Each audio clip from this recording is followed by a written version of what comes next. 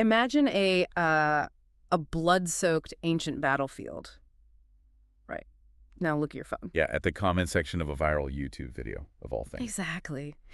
Today we are tracing this impossible 5,000-year thread that connects those two completely different worlds. It's a massive story. We're looking at ultimate sacrifice, shifting history, and, a type of devotion that literally moves millions of people across the desert. Every single year. Welcome to the deep dive, everyone. Our mission today is to figure out the modern popularity of Khatu Shyam Baba. Right, a deity whose followers are now counted in the tens of millions. And to really understand how he commands that kind of devotion, we've pulled a really diverse stack of sources for you to explore. Yeah, we've got an academic study from the International Journal for Multidisciplinary Research. And we also have a 2026 travel and darshan guide from the Sanatan Tales. Plus, historical data from Wikipedia, insights into religious offerings from online puja, and this is the craziest part, first-hand miracle stories pulled straight from devotee YouTube video transcripts. Right, so we are merging ancient mythology with raw digital devotion. And whether you're spiritually inclined or just fascinated by human psychology, we're going to figure out what this means for you. Because to understand the modern phenomenon, you really have to go back to the chronological beginning. Which is the Mahabharata. Exactly. Before he was Khatu Shyam Baba, he was Barbarika. He was the grandson of Bhima, one of the Panda brothers, and the son of Ghatotkach. And Barbarika was just insanely powerful, right? Even from a young age. Oh, terrifyingly powerful. Mm. He had this celestial bow and 3 divine arrows from the gods. And these weren't just sharp weapons. No, they were apocalyptic. Basically, yeah. People believed he could end the entire Kurukshetra war in minutes with just those 3 arrows. But there was a catch. There's always a catch. Always a catch. He had made a vow to his mother. He swore he would always fight for the weaker side in any conflict. Which, on the surface, sounds super noble. The ultimate underdog mentality. Right, but okay, let's unpack the mechanics of this. Because when I was reading the sources, I was thinking, this is like a video game balancing algorithm gone completely wrong. Oh, totally. If he joins the losing side, his power is so overwhelming that the team he just joined instantly starts winning. Right. Which means the other side is now the weaker side. So, by the strict rules of his own vow, he has to switch teams. Instantly. He'd have to abandon the army he just saved, walk over to the new losing side, and start firing those divine arrows at his former allies. The war would just ping-pong back and forth forever. Literally an endless loop. It wouldn't stop until everyone on both sides was dead and he was the only one left. So it's an absolute paradox. Total morality leading to total destruction. Exactly. And Lord Krishna sees this catastrophic loophole. He knows that if Barbarika enters the fight, the whole concept of dharma, of righteousness, is just lost. So Krishna steps in. But he doesn't fight him, right? No, he disguises himself as a humble Brahmin asking for alms. And he asks for the most insane charity ever. He asks Barbarika to cut off his own head. Right, and what's fascinating here is Barbarika's psychological response. He realizes instantly this is no ordinary Brahmin. Krishna shows his true form. Yeah, and Barbarika doesn't argue. He doesn't look for a loophole. He just offers his head with this terrifying level of total surrender. Which earns him the title Shish Kedata, the giver of the head. And that completely flips how we think about power today. Oh, absolutely. I mean, look at our modern world. We are taught to hoard power, to always be the strongest person in the room. Right, acquire leverage. Exactly. But Barbarika has ultimate power, and he gets immortality by giving it up entirely for a greater cosmic balance. His true strength was his humility. And Krishna is so moved by this that he grants him a massive boon. In the Kali Yuga, which is the current darkest age of human struggle that we are in right now, Barbarika will be worshipped by Krishna's own name, Shyam. Okay, so that is the mythical origin, a severed head on an ancient battlefield.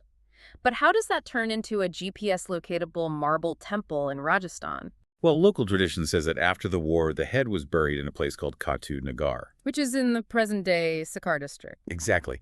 And centuries later, the way it was discovered is full of this very vivid pastoral imagery. Right, the cow story.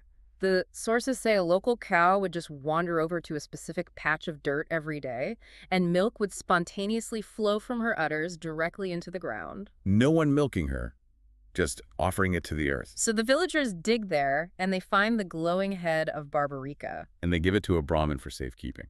Okay, wait, I have to pause here. Because to a modern ear, a cow spontaneously offering milk to a glowing severed head sounds Purely mythological. How do people interpret that today? It's a really good question. In ancient agrarian societies, the cow is the ultimate symbol of life and sustenance. The earth receiving that milk is a sacred grounding.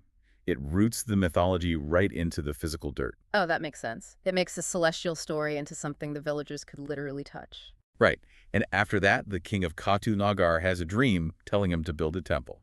And they formally install the head on the Ekadashi of the Kartik month, which is why that's celebrated as Baba Shyam's birthday now. Yeah, and the physical building has an incredible history.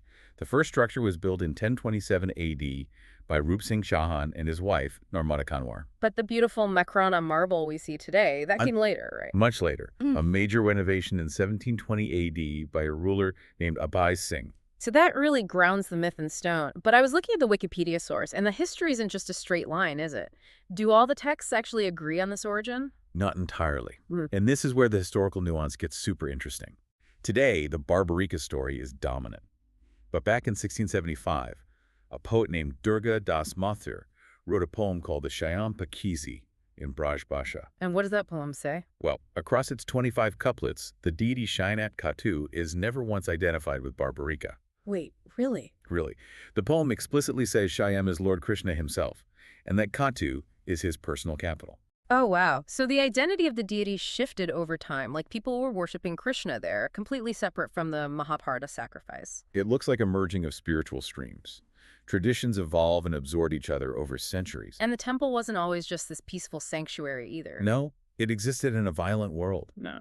Which brings us to the 1779 Battle of Khatu Shyamji. Right. The Wikipedia source mentions local Shekhawat chiefs, led by Devi Singh of Sikar, fought a bloody battle against Mughal forces. Led by Murtaza Khan Badak, yeah. Wow. The invaders wanted to destroy the idol. It's such a paradox. A temple dedicated to a warrior who gave up his weapons to stop a war, and centuries later, actual warriors are dying to protect his shrine. It really survived through immense human sacrifice.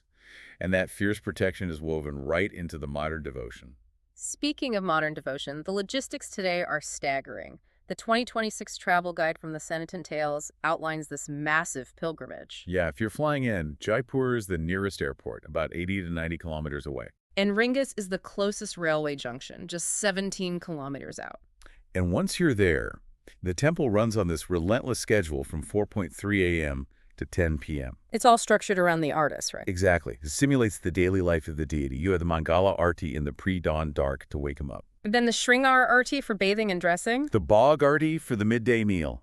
The Sandhya Aarti at sunset. And the Shayan Aarti to put the deity to sleep. It really makes the temple feel alive, like a household. And that daily rhythm just explodes during the Falgun Mela. Oh, yeah. The 2026 guide says it's expected from February 27th to March 11th.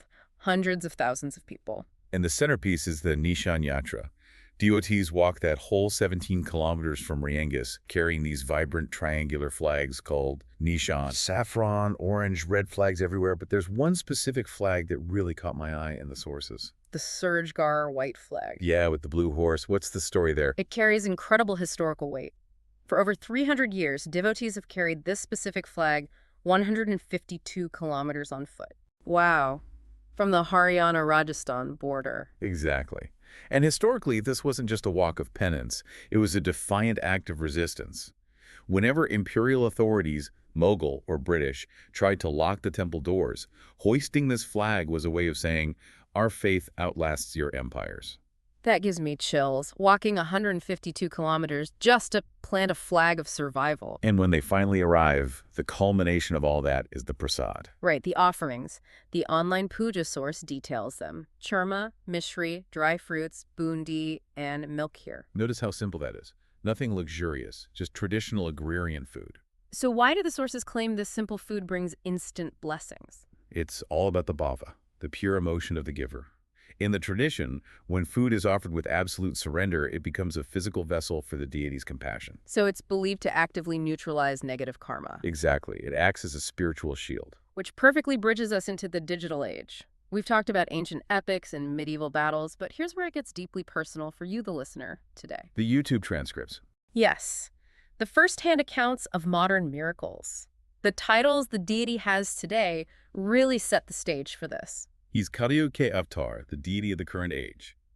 Bhakt Vatsal, the one who never ignores a devotee. But the most powerful one, especially online, is Haare, Sahara, the savior of the defeated. That title resonates so deeply. We pulled 3 raw stories from the transcripts. The first one is just a frantic plea from a user who lost everything, facing total financial ruin. They don't even ask for wealth, right? No, they just make this short plea for a job. They literally typed, "Just help me once." And almost immediately after, they got an unexpected job offer. It reflects that belief in an instant response we saw with the prasad. In a modern economy full of slow bureaucracy, a deity who cuts through the red tape is incredibly potent. The second story is a bit more mystical. A devotee living in extreme poverty wanted to make the pilgrimage to Khatu Shyam, but had 0 money for the trip. But he starts walking anyway, expecting to starve. Exactly. And suddenly, a stranger with a warm smile walks up, hands him the exact amount of money needed for the journey, and vanishes. Oh, wow. The devotee makes it to the temple, his whole life turns around, and he realizes later that the smiling stranger was Baba Shyam himself. If you connect that back to our beginning, it's a perfect mirror. Lord Krishna disguised himself as a humble Brahmin on the battlefield, and today, the divine is still believed to walk around disguised as a stranger to help the hopeless. The continuity is just amazing. And then the third story is almost cinematic. The dark forest one. Yeah. A devotee is trapped alone in a dark forest, surrounded by enemies, defenseless. All he has is a broken mala, a prayer rosary. In that moment, he is the literal embodiment of the weaker side. Exactly. The enemies are closing in. And one single pearl falls from his broken mala. The second it hits the ground, it acts like a lightning bolt or the flared third eye of Shyam, and it erupts into divine fire, burning the attackers to ashes. Now, whether a listener takes that literally or as the powerful metaphor for overcoming insurmountable anxiety, it serves a huge function.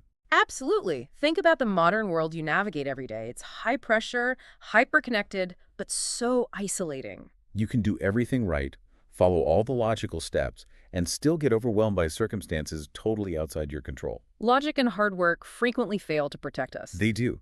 So imagine the profound comfort of knowing there is a safety net.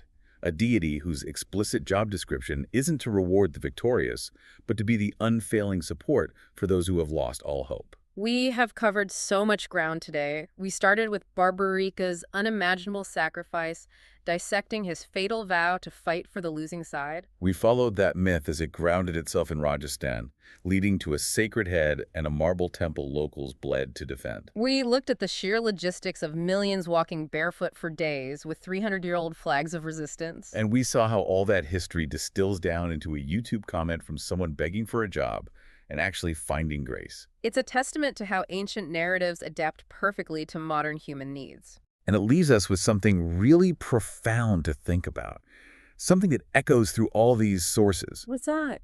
Think back to Barbarika's original vow to always fight for the weaker side. Today, he's the savior of the defeated. It makes you wonder, does his explosive popularity in the 21st century suggest that deep down, despite all our modern advancements, the vast majority of us secretly feel like we are on the weaker side of life's daily battles? Oh, wow. And perhaps true strength doesn't come from pretending we're invincible, but from having the courage to admit we need a little divine help to balance the scales. That is a thought that will sit with me for a long time. From a severed head on a mythical battlefield to an answered prayer on a smartphone screen. Thank you for joining us on this deep dive into the sources. Keep questioning the narratives around you. Keep looking for the deeper meaning. And no matter what battles you are fighting today, we hope you find your own moments of grace. Take care.